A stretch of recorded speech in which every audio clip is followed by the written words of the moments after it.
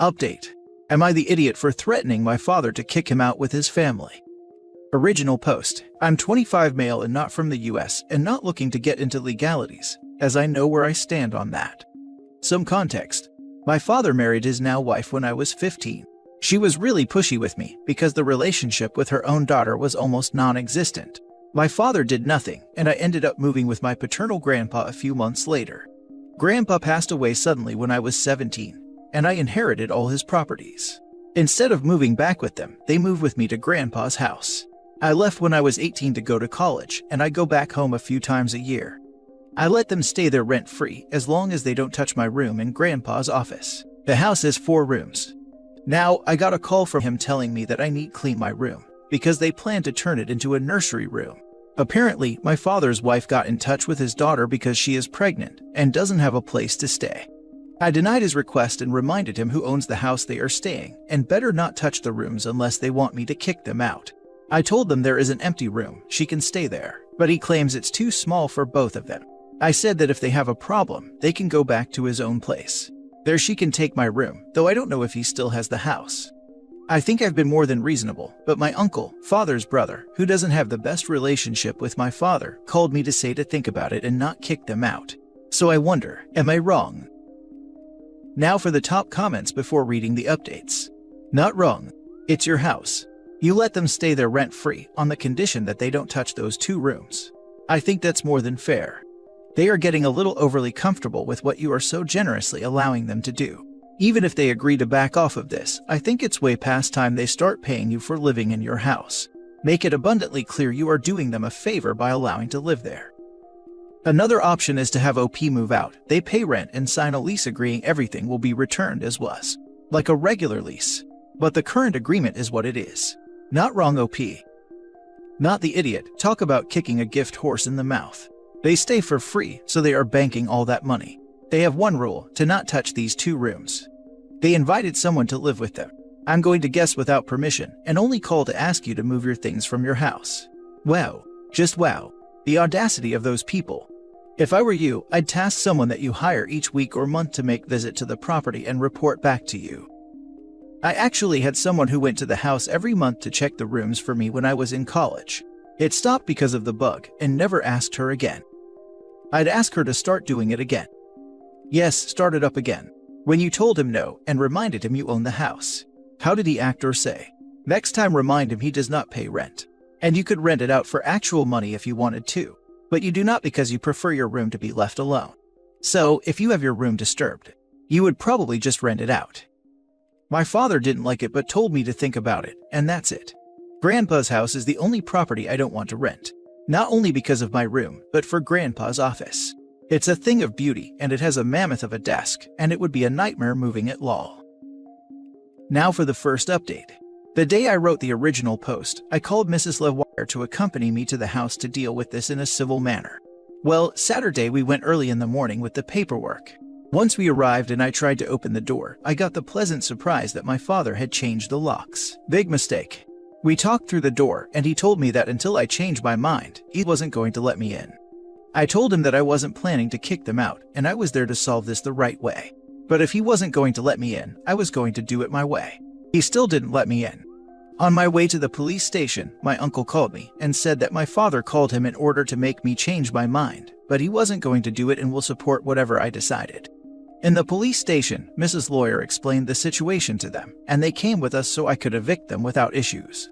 Once there, the police spoke to them and told them they had to let me in and get their things out as soon as possible.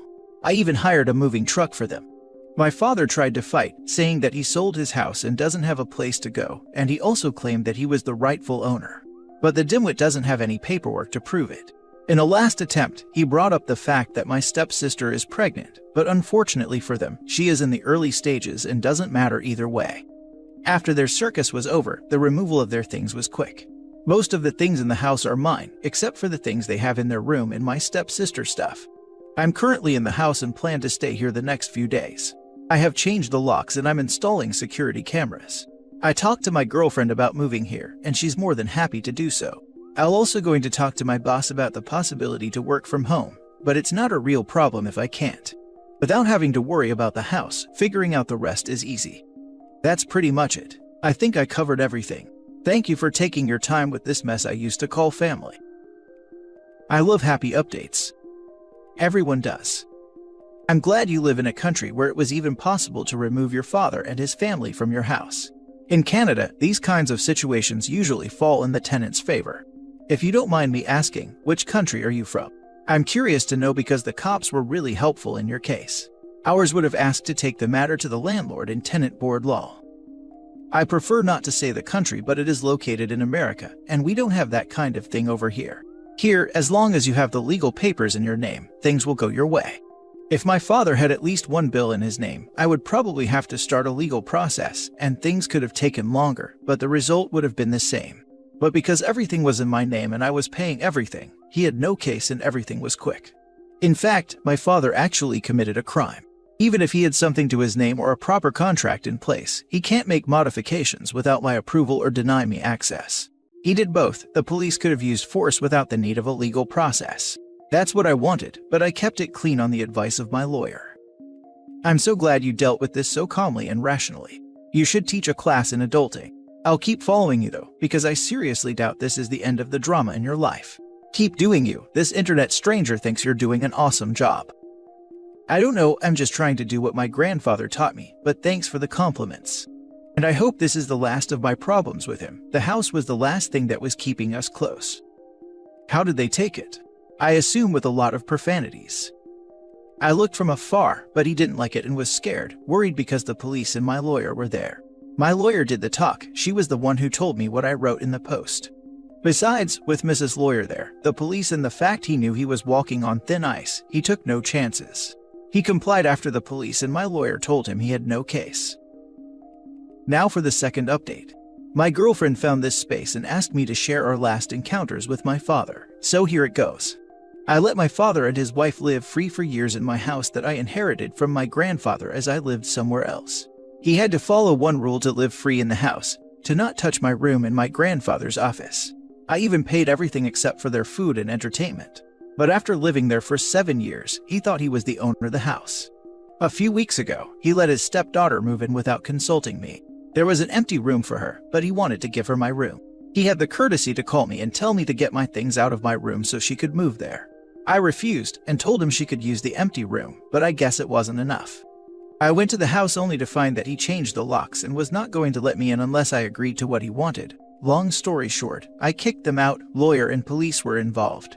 I thought my father's misdeeds were over, as the house was the last thing that was keeping our relationship alive. But I was wrong.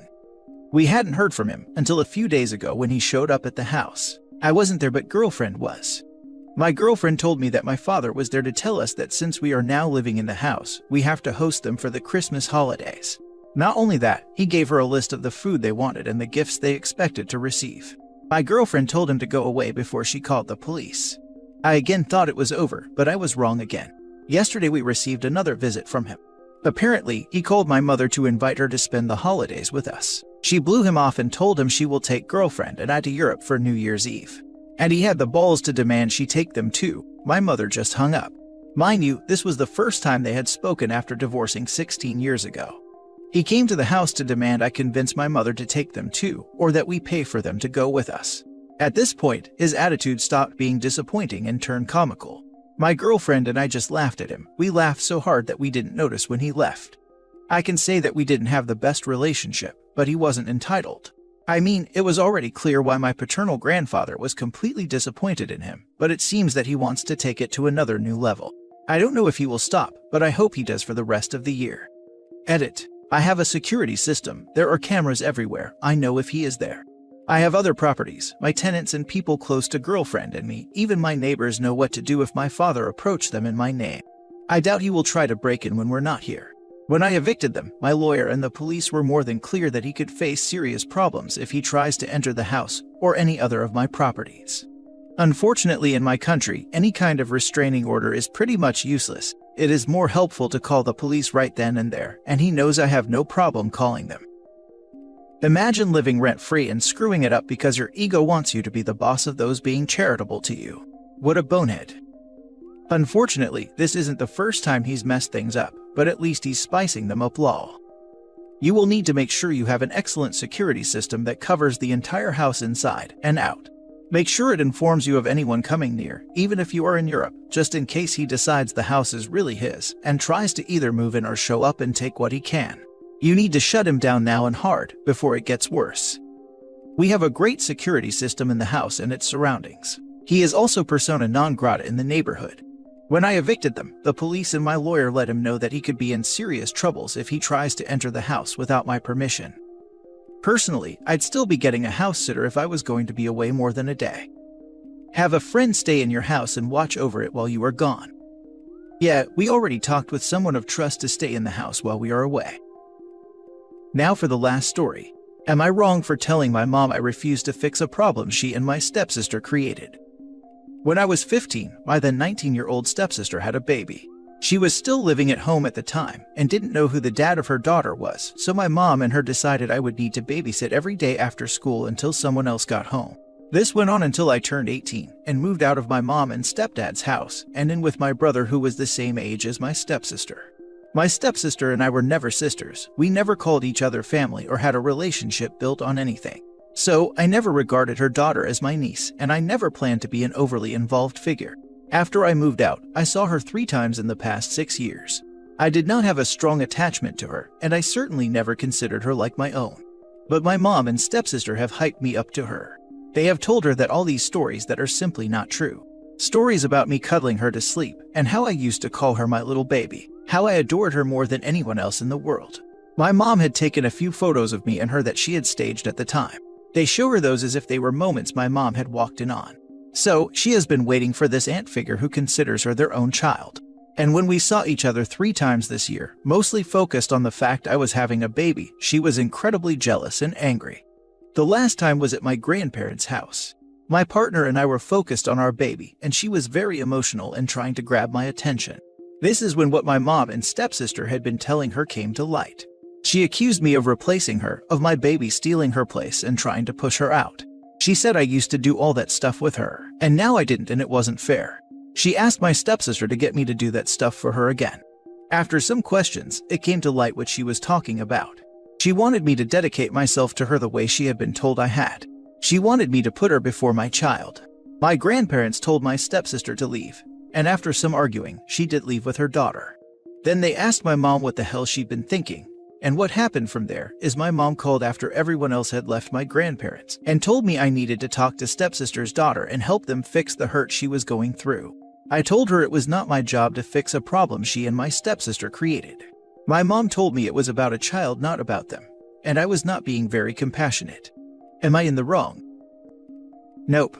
First they forced to babysit for 3 years. Then they expect you to be super aunt and focus solely on the kid. Do I feel bad for the child? Yes. But the mom and stepsister created this fantasy and need to deal with it. They want you to be involved in fixing it so that they don't have to take the blame for what they did. If you try to deal with it, it will be your word against theirs, and the replacement theory may be reinforced. Mom and stepsister need to own up to their lies. Poor kid, not the idiot. Not to mention, what do you even say? Sorry, kid, I never cared about you all that much. My mom and your mom are both big liars, so at least we have that in common. Either OP becomes a doormat and neglects her own kid, or she breaks her stepniece's heart and becomes the bad guy in her eyes. It will always be easier for the child to turn against OP than against her mother. Not in the wrong. While she's right in saying that this is about the child, there's no reasonable way for you to fix what they caused. To be honest, I wonder what exactly they expect you to do. Give up your own baby and adopt her. If your roughly 9-year-old niece is that fixated on an aunt she's hardly seen for most of her life, and particularly for most of the life she can remember, something is wrong in her own home. Yes, she needs someone to help her, but that should be a professional. You've done nothing wrong. Of course it's a bit sad you never formed an actual connection, but that doesn't make you an idiot. You were a teenager who didn't choose to become a free babysitter for 3 years. Congrats on your own child. It honestly sounds like the girl does not have a trusted adult. Nothing excuses her horrible behavior, but I suppose it's like kids who wish for their real parents to come rescue them. However, it's simply insane that a 9-year-old child expects to be coddled over a literal infant. I was expecting her to be much younger with that attitude. Maybe not. If stepsis and OP's mom were neglecting the child's emotional needs or not prioritizing her properly, which feels very likely since OP loved to do X with you, could easily become a way to avoid doing X while telling her those stories about OP. It can be that OP had become this mythical being that would prioritize her, make her feel special, and be there for her. 9-year-olds still can't express themselves or do emotions well.